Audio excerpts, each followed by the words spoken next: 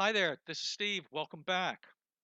We're looking at the chapters of ZLM 151051.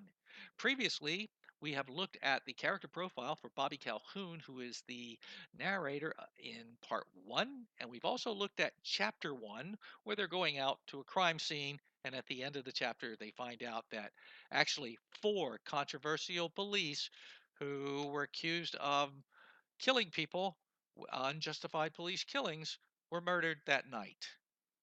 So let's go to chapter 2. Chapter 2 starts with a video put up on YouTube at 2:17 a.m. the next morning. And it's a statement on a black background, red lips, white teeth is all you see. Kind of reminds me of the Rocky Horror Picture Show, if you've ever seen the poster for that.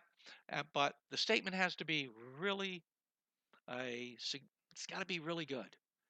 Otherwise, I could lose the readers right there. So I've worked on it a little bit, but I'm still willing to change it as much as I need to because it has to be concise and in your face. Here's what I've got so far. Attention pigs. Your days of killing without consequence are over. From now on, every time you take a life, yours will be taken. Attention judges. Every time you hand down a death penalty will be executed upon you. Attention politicians. Every time one of our soldiers is killed, one of you will be killed. Until you stop, we won't. You will either change or die very soon. Choose wisely.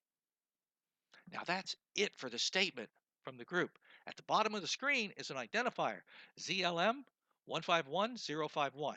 Now, if you really want to know 151051, you can find in the list of prime numbers. ZLM could mean many, many things, but it could also mean zero literal meaning. So this is what happens. You get the statement, you get the identifier on there, and in the last 10 seconds of the video, the screen breaks into four parts. And each one of the shooters of the police looked like they were wearing one of those GoPro cameras on a helmet or something, because you get to see close up all four executions with the sound turned on. So you hear the people scream, yell, moan for the last 10 seconds, all four of them. Well, as you can imagine, this has a significant effect. How does Bobby know? Someone woke him up from the news desk at his station, so he got to see it. He didn't get to sleep until then. He immediately went down to the Houston Police Department, and they keep telling him 2 hours before we have a statement, 2 hours, 2 hours. In the meantime, he calls up someone who's a bit of a narcissist over at the FBI, or maybe an egomaniac, but someone who likes to have their name and picture in the newspaper a lot, and gets a statement from there. It gets a statement from that person. So that's that's a start anyway until the Houston Police Department is ready to go. Uh, Finally, around 6:15, they head over to the police department again, and Herman, who's the police spokesman, Herman Rollins, starts giving the statement. And but you got to remember that Bobby has not only filed his own report from the scene of the crime, but he has watched the other reports from the other news stations. He's watched the national news on this report.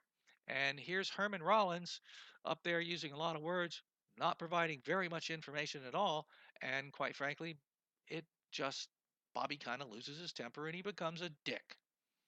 And rather than listening to the statement, he starts interrupting with questions. In particular, is this part of a coordinated attack against police across the country that happened last night? And Herman's like, excuse me, I haven't finished my statement. And he doesn't let him finish his statement. And it keeps going on uh, until Bobby says, we get more information just reading CNN right now than what you're giving us. Well, it ends when one of the cops grabs Bobby, puts his arms behind him, puts handcuffs on him, and takes him outside. Now, once he's outside, cop takes him over to the side, takes the cuffs off him, and just tells him, you know what? Don't come back inside until you've called Herman up. and apologize. Until then, stay the fuck out.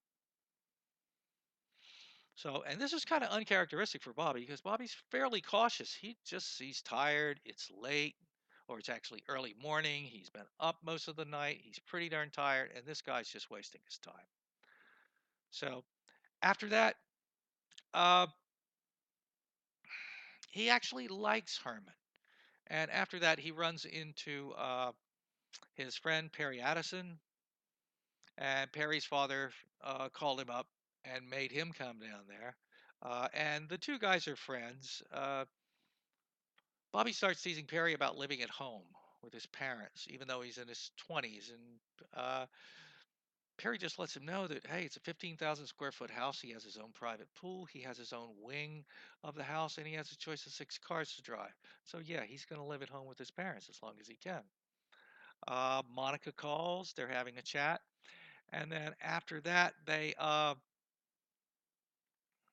Mon- I get to fill out a little information about Monica. And Monica is one of these net social media fiends, the kind that post their dinner up on Facebook and Instagram and Twitter.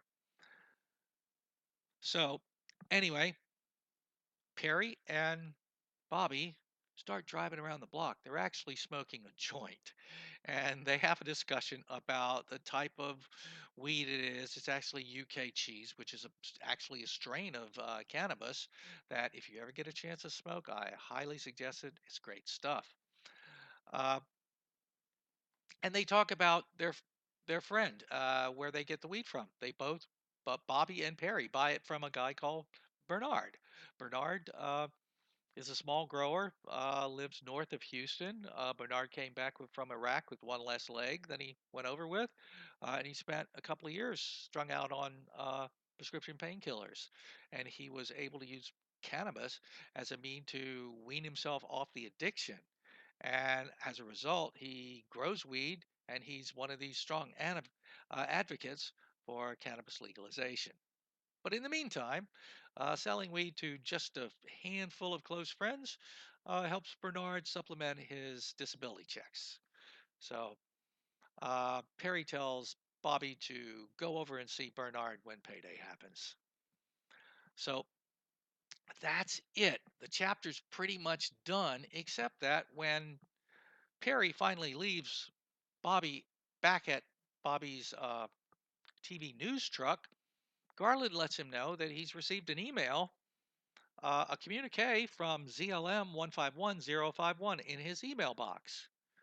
And Bobby's like, how do you know that? Well, I thought they told me at the station. Well, how did they know that? They don't have the password. Well, it's because the FBI told them.